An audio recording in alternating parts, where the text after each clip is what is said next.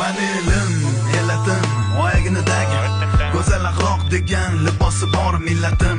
Qo'lini ko'ksiga doim bosgan o'zbegim. Manilim, g'ururim, jonim fido bo'lsin agar u meni kamida hardam. Salomatligi bor, oqibatda og'ridagi dam odam xotirjam. O'zbegim meni millatim, donishmand devonxonam. Bu yerlarni kezdi bo'lib har yon aqli xarobotdilar. Devona emas shoir hamdonlar Ibn Sino bobolarim Hazrati Naqshband.